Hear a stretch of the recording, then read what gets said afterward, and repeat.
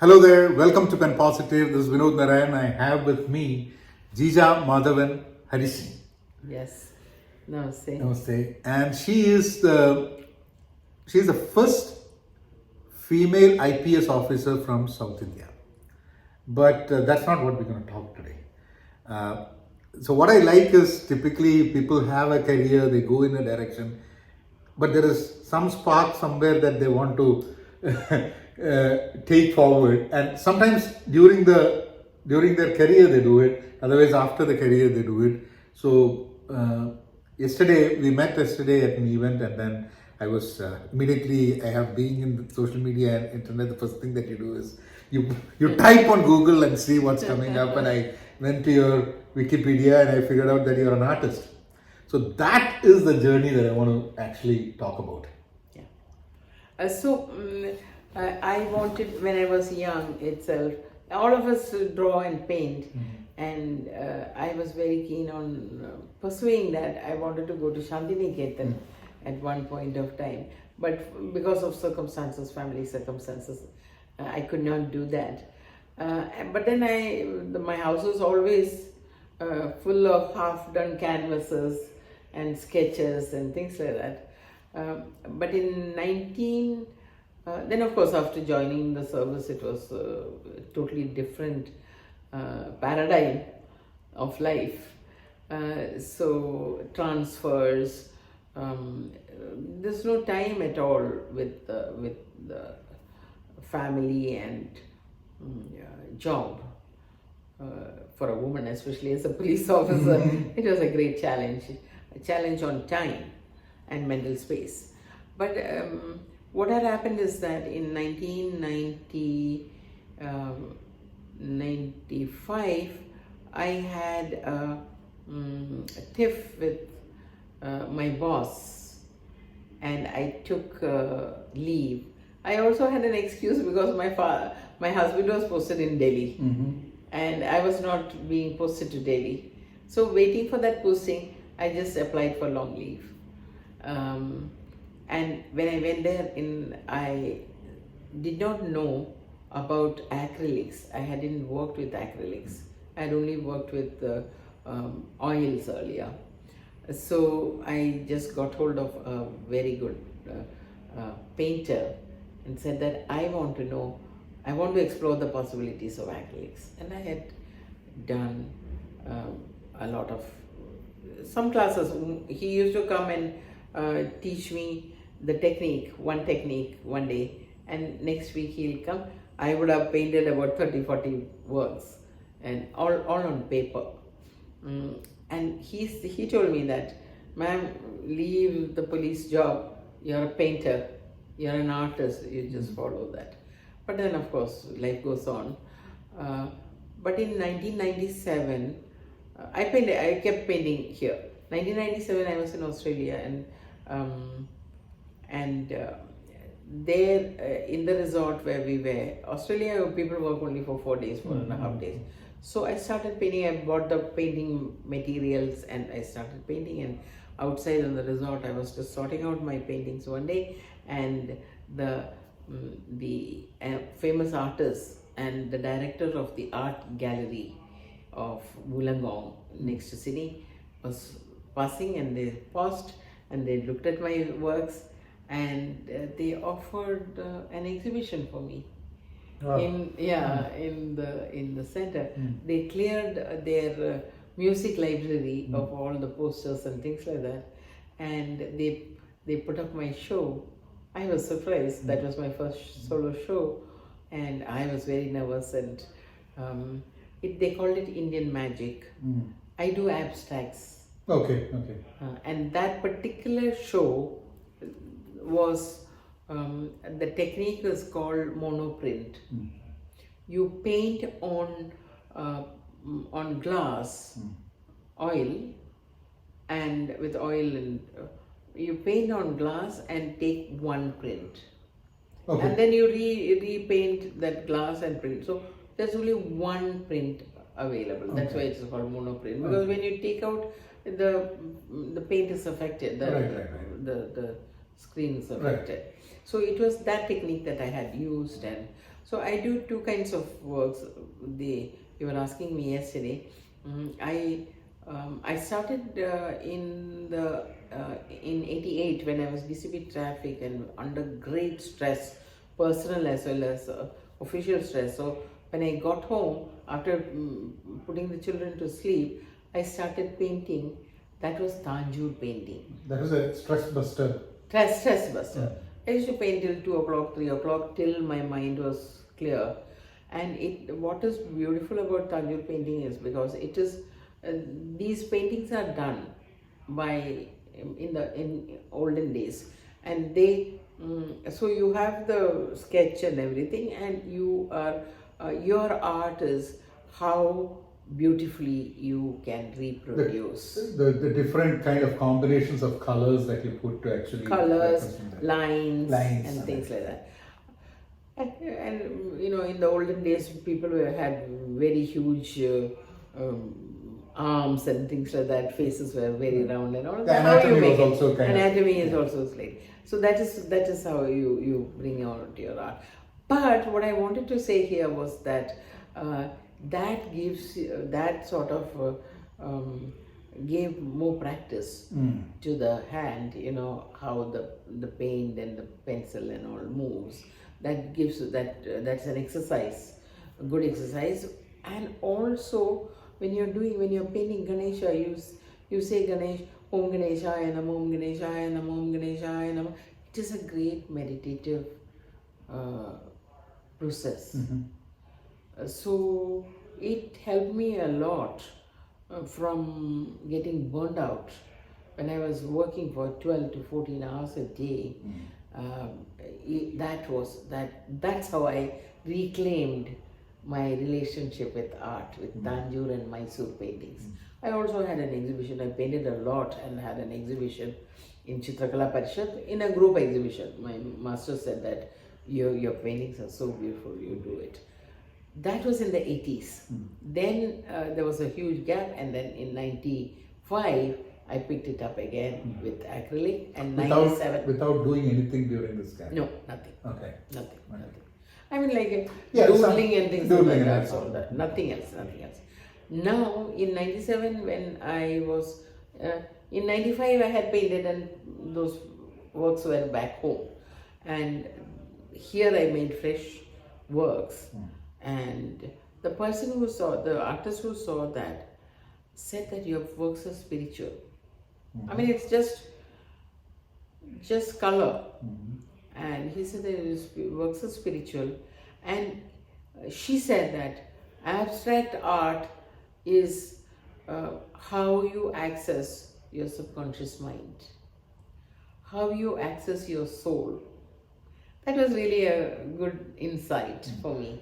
And so I have been pursuing abstract art. Then the big shift came in 1999, when one day I was with the Airport Authority of India, and I just came in and children were watching TV, and I said, let me just see what was happening in Kargil, what was going on. And when we flipped the channel, what I saw was the scene was, I still remember it, and it's etched in my memory, in color and such detail. There was this woman, maybe about 17, 18 years old, thin, not very tall, wearing a nice sari, full term pregnant. The tummy was more than her, it was a disproportionately huge tummy, and receiving the dead body of her husband. They had gotten married 1 year earlier. He stayed with her and went off, and he had come for the baby, but he was called back for Kargil War, and the dead body came back. It shook me so much that I wanted to donate some money. We had given 1 day's salary and things like that. My salary was 25,000 rupees at that time. I wanted to put together at least 50,000 and donate to Kargil widows. So I pulled out all the papers, dusted them, got them framed, got the NGM, National Gallery of Modern Art people to come and evaluate how much it would be, and then I reduced it by about 20% because I wanted them all to be sold, and I have wanted to give that money to. You wouldn't believe all the works got sold. We also got some prints made. If you can't afford Jija art, buy Jija print. Everything got sold, and I donated 2.53 lakhs, 10 times my salary. And that is from the painting rather than from your the work kind of stuff, right? Yeah, so from my paintings, selling my paintings. Actually, Anjali Ilamenan had inaugurated that. Also, General Malik's wife, General Malik was the chief of army staff at that time, his wife, and a lot of people had come. A lot of Malayalis also had come, including a very famous painter called Ramchandran. I really appreciated. I mean, it was quite an impromptu works. I had about 500 works. I had selected 50 works and I had put it up. So you had about 500 paintings that you had over a period paintings of time. I had made at that in 95. That time I had made, and 95, 96 I was painting after that. I was in Delhi. It was the time when I started was when Devagowda became the Prime Minister. Yeah, there were quite a lot of political thing was going. My husband was a resident commissioner. Okay. So nice house, and Delhi was so hot in summer, and I had an air-conditioned room to myself. My children were studying in Lawrence, so they were away in Lawrence Ooty, and I had the time to. I was on leave, and I could paint and morning till. My husband was busy, creating sorting out the political scenario, and I was alone. So I was reading and also painting. So those paintings were there, about over 500 paintings were there, and we took out the best. I got others also to select the best 50, and all 50 got sold. And people thought that I have some magic wand to sell the works. Of course, ITC, director HR of ITC, IOC, Indian Oil Corporation, had bought one, Airport Authority. Even today in the VIP lounge in the old airport, my paintings are there, a couple of my paintings are there. Like that, a lot of people bought, ordinary people and also corporations. Delhi being Delhi, and how it was publicized. Now, people thought that all the painters thought that most probably that I have got some magic wand where I can sell all the paintings. So people started coming, and I realized to my horror that a huge big section of our people are artists who are BFA and MFA, professional artists. At that time, maybe 1 lakh of people. Today, over 2 lakhs of people are there who are professional artists, whose bread and butter has to come from and family, clothes, food, their children's education, everything has to come from them, and they are in penury. Out of the 2 lakh people, maybe about 2,000 people are rich and famous. All the others are in penury. So we started an organization. My daughter, who turned 18 at that time, she and I started an organization, an NGO called Mantram Art Foundation at that time. Now it is Art Mantram. Art Mantram. So for the past 20 years, over 20 years. Is that artmantram.org or? Artmantram.org is the thing. We are on Insta also, /Art Mantram Trust, I think. So we started off at that time. I told my daughter that why don't we do something to help these people? In 99, there was another calamity, Orissa floods.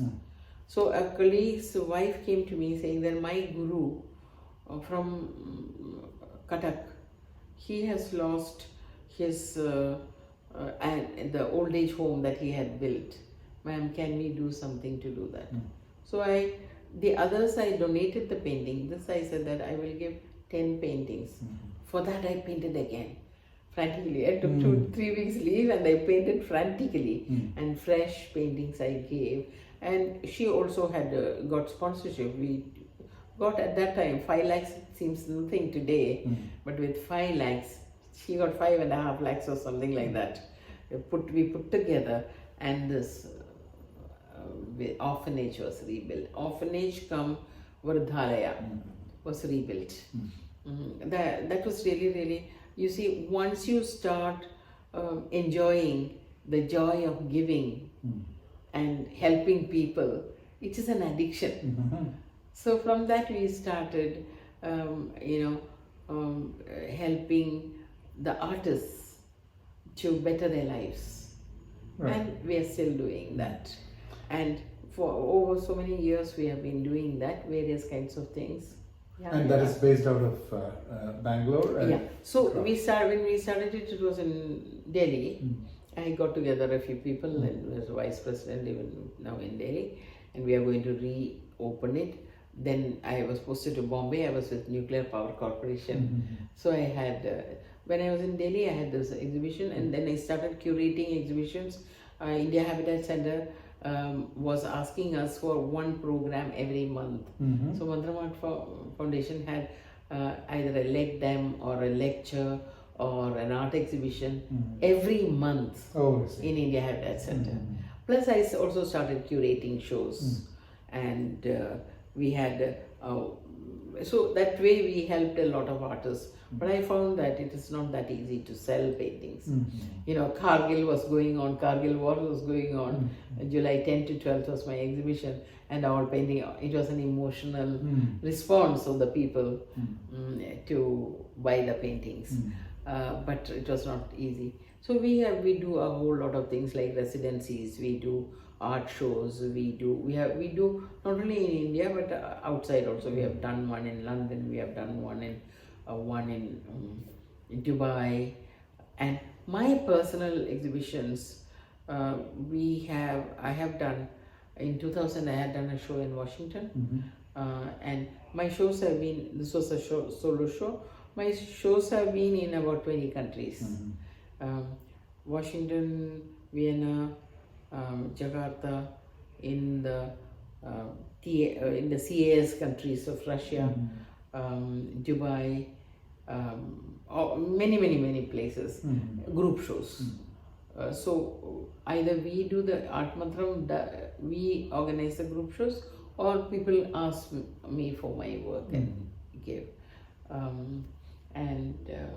I give, anybody says that for charity we need one work, I give. These people also have some works, but then this is a new house and they put it up. And so Art Mantram, so you work with primarily the BFA, MFA folks, and that's, or do you also work with people who are not probably professionally trained? Of course. Arpana Kaur, who we have been doing, Anjali Lamine, Arpana Kaur is a self-taught artist. A lot. So what we do is that when we think about a theme and do the thing, we access artists and we juxtapose senior artists and the junior artists.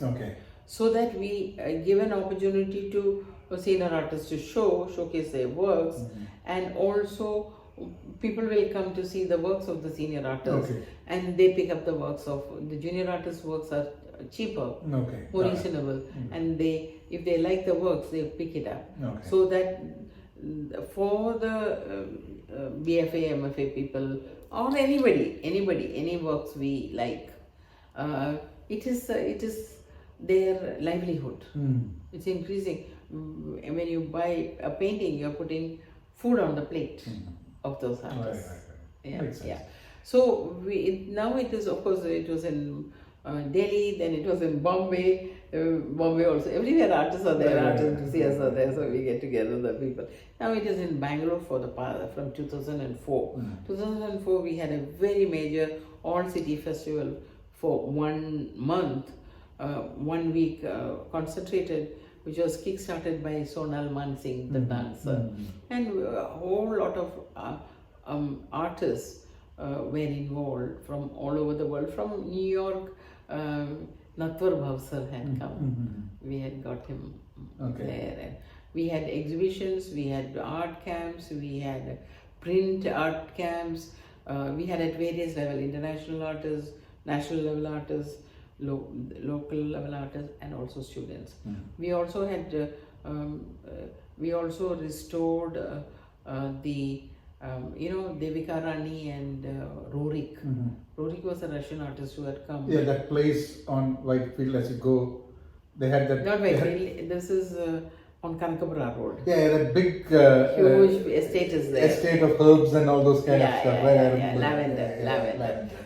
Actually, the original Rorik came to Manali and set up studio and painted mountains, beautiful, Himalayas in blues and violets and reds and things like that. And his son came and married Devika Rani, the famous actress, and settled down there. So where Rorik's centenary celebration was in 2004, we had done an Indo-Russian festival kind of a thing. And at that time, we came to be known by people, and that time we had pottery, we had sculpture, we had painting, all those things. We had workshops and everything. We had youth festival, we had children's festival. We had art competitions from taluka level in Karnataka up to this thing. And we also restored some of Rorik estate, the where they were buried, and restored the at that time 2004 government. It was a government supported festival. That's how I know Jayakumar also. Yeah. Jayakumar was not there, I think it was before Jayakumar became chief secretary and things like that. But then we are all in the field of art and things like that. So it is not only my art, but it is also the art. We are actually nurturing the art of everybody.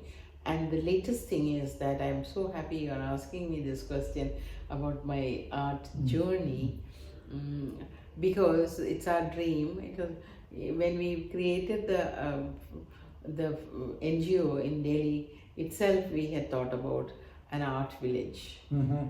It could be like a bit of Shantiniketan, a bit of Kalagram in Kerala or in Chennai. It can be. It is our concept where we are doing. Somebody donated us 5 acres of land in Bandipur. Bandipur is at the cusp of.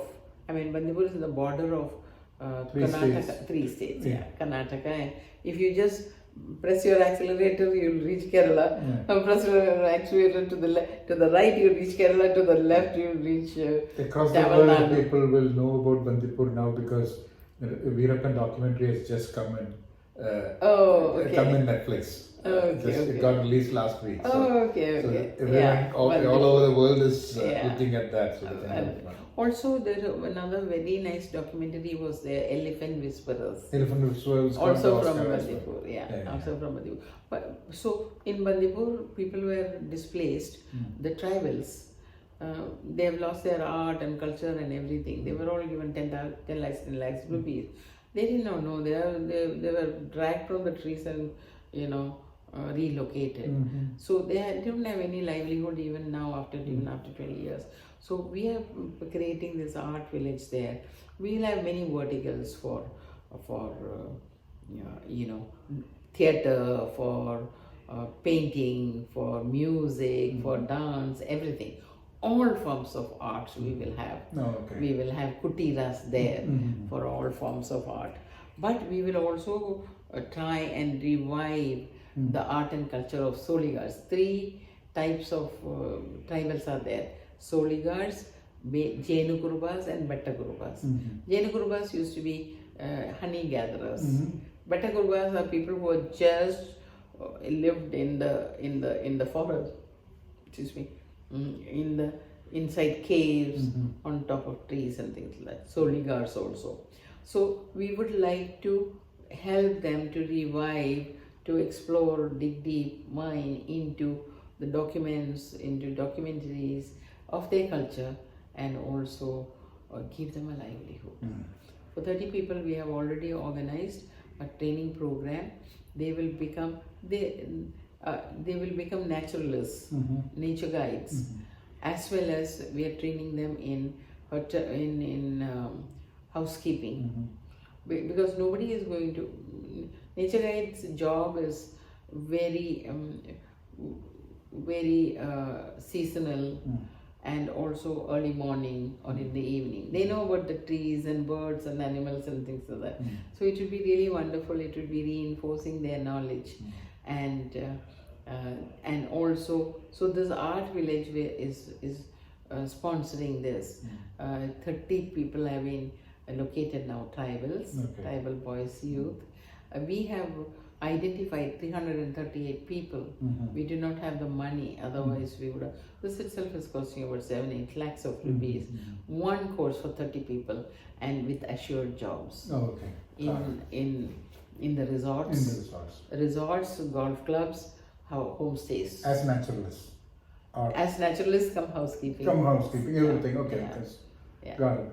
Yeah. And is this so you mentioned before we started, you had mentioned about the poetry event that you did. Yeah. Is it also part of Art Mantram? Yes. Oh, okay. So Art Mantram has got a group of poets. It is called Writer's Table, Literary Mantram. There are about 70-80 people who have joined in, and we have once a month we invite a renowned poet. Couture has come. Then Mr. Jayakumar has come. We invite people from all over the world. And they are all languages, right? It's not necessarily. No, it is basically English, Urdu. Somebody is writing in Urdu and this thing. Nalapad Balamaniamma's granddaughter is there. Anuradha Nalapad.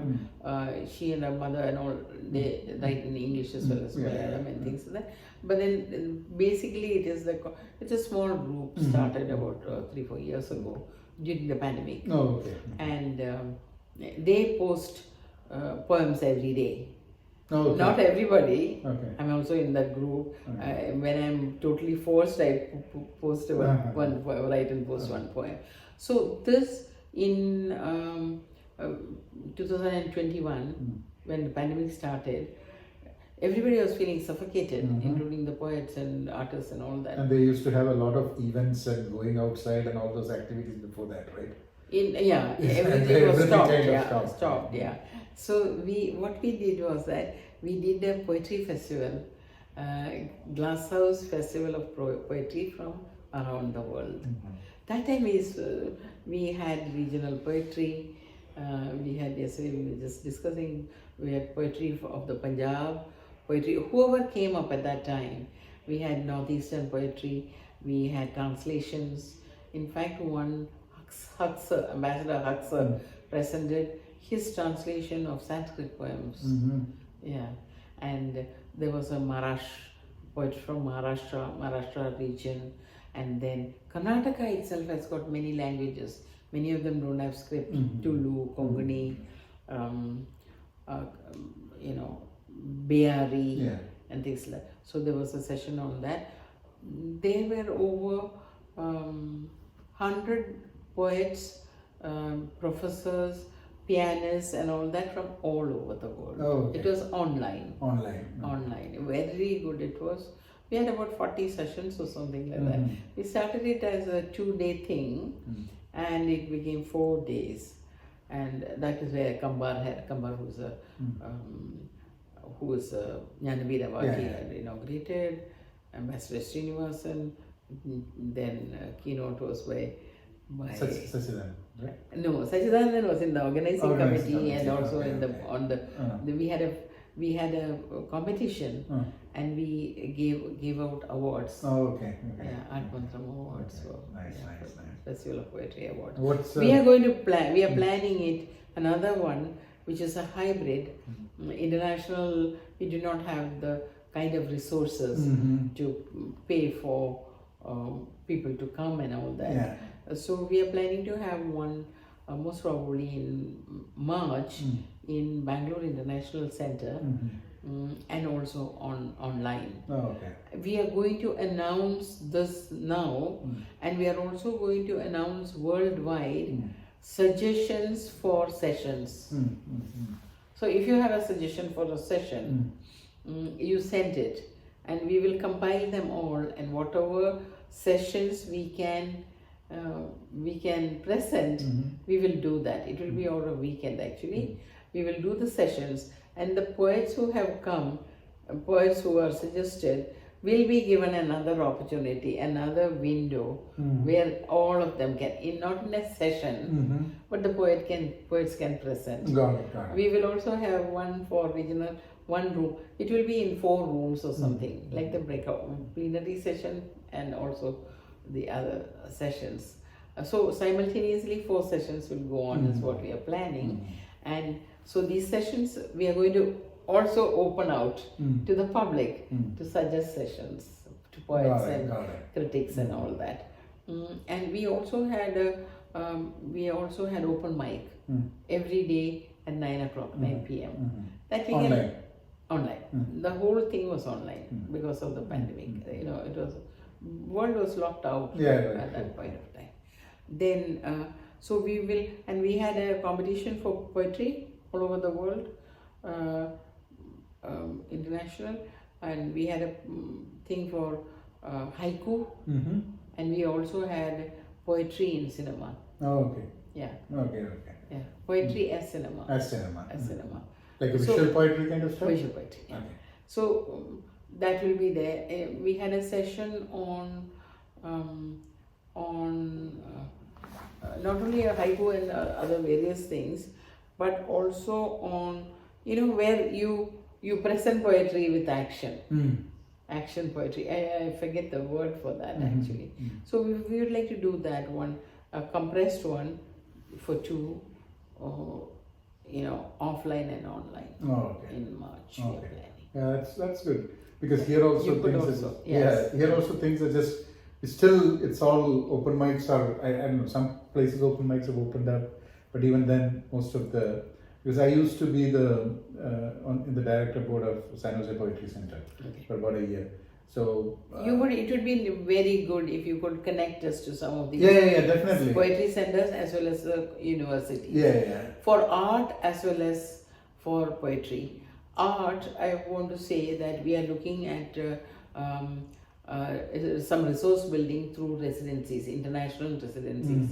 So any from Europe especially, people do come, and from America also. If people come and stay in our facility and utilize the facility, if you want to, say for example, we are thinking of it not at that scale, but Bellagio. You know, you have a space where you can go stay. There is a place where like Shantiniketan, no stay and no, what do you say, no land and things like that, but you can come and stay. We are planning to locate 20 gurus or masters in each category, in 12 categories. Around 250 people who will be invited to come and spend a week, a year there. We will provide them the facility. They can interact with the local people, they can interact with students, we can interact with the tourists, because there are 15 resorts there. The tourists go to the forest in the morning, and during daytime they have nothing to do. So we thought that we can provide them art classes, you know, music and things like that in the wilderness. It is a forest area, just outside the forest, Matta land it is. So it will never be developed with, you know, concrete. It will never become a concrete jungle. It's pristine nature, and it's so beautiful. And you can go see the animals and birds and trees and creepers, but then you come back to this oasis of culture. Ancient and modern, indigenous as well as international. That's what we are thinking That's of. very, very good. Yeah, it would be really wonderful if you could also So give us some no, that's the whole idea I hints wanted and to. ideas and things like that, so that we can develop it as a very that's the main meaningful reason. center. Yeah. Exactly, because that's the main reason I wanted to talk also, because Yes. people look at it, they will say, oh, and I'll definitely keep your website and everything. Yes, so people can connect, artmantram.org. Yes, yeah. So I think that everyone is trying to, like all over the world, the COVID kind of shook things through, and people are trying to settle down and kind of see, should we do the old way, should we do the new way, what is the thing? Yeah. And I think collaborations become more relevant now. It should be good. One other thing which pandemic did was, there has been a great shift in the attitude of people. Otherwise it was always, a rat race Right. and materialism. Right. But now this has given an opportunity for people to pause and think what is relevant in life. Exactly. So more and more people are turning to their right brains into creative activities. And also I heard that in America and all that, people are also supporting creative activity much more there is. post-COVID than There is more, because people have identified different sides of them that they did not know existed, or they have not nurtured it for quite some time. So that's happened with a lot of people, be it on a professional side or be it on a different level, So also, what is the meaning of life? Like Pundanam said. Like ancient. The person who stands sits now is not their kind of stuff. Who you see today is not there tomorrow. Right. Number one, that was so relevant. Number two is that after all this working hard and doing everything, getting all your promotions and all that, at the end, what is left? Right. The creation, it becomes so important for people to create, and I said, whether it is a scribbling or whether it's a drawing or whatever it is, or meeting people. Like personally, I tell people, the 2 years of COVID kind of got me away from people, so I started avoiding people, going to places and things like that, and I realized that, and I said, okay, right now what I'm going to do is that I don't care, I'm going to be uncomfortable, but I'm going to go there and I'm going to talk. Because that's the only way I can get out of it, right? But, and at the same time, meaning and purpose, and sometimes I don't think it's okay if we don't find our purpose. We can actually tag along with other people's purpose. Right? Because there are people who do events, right? For example, you're doing Art Mantram. Everyone won't create an Art Mantram, right? But if you think that, okay, right, what I think is relevant or meaningful in my life, this is one thing. So I've always been thinking about, okay, what do we do as a non-profit? What do we do? Then I said, no, there are places who are doing it very well. Why don't you associate and do something, right? So I think that this quest for meaning. One more aspect is that what I feel is that I have got a lot of ideas. My friends have got a lot of ideas, and we have got a lot of connections. There are a lot of people who are who don't have ideas, who would like to be benefited. Artists, for example, they have come from all walks of all strata of society. So if we can use our ideas and design, curate shows, create opportunities for them to sell, create opportunities for them to get to know more people. It is also good for people to come to know these artists. Definitely. So appreciate you taking the time with me to talk. Really wonderful. And definitely we'll catch up again. When I came to America, I never realized that I will either talk about my life or ponder about my life or talk about my art. But it's really wonderful. And in the field of art, if you would like us to be collaborating with anybody, or Definitely, any chances are there, or anybody who wants to come there. Art tourism, Right. we can do art tourism Definitely. in South India. Yeah, there will be a lot of people because that's also another. Sometimes it's very difficult to connect with people, right? What happens is that you decided to come for the event yesterday, and then we Yes. were there. We were sitting close to each Yeah. other. And that's when. Yeah. So That such was things- also a coincidence. Yeah, yeah. I mean, when he said that, Dr. Epen and Yeah. I work with this GIC. Yeah. I'm in charge of art, Yeah. culture, and heritage, and he's in charge of health and things like that. So when he said Jaikumar, and can you come? Milpitas is far away, I thought. I mean, it is quite It far. is quite far from Quite here. far. But I thought that I'm getting an opportunity to meet an old friend in so far away. Yeah. Let me just go and Yeah. I couldn't meet many people there. I also would like to work with Punyam, because the values that they stand for is very, very akin to the values Definitely. that Art Mantram has. Definitely. Yeah. And personally also, I would like to do what can be done. Definitely. So anyway, I think. Thank you very much for collaring me. And we'll meet when I come to Bangalore next time, because Definitely. Bangalore is where I stay most of the time. Yeah. So, thank you. Really Thanks a lot. wonderful. Thank you. Really wonderful.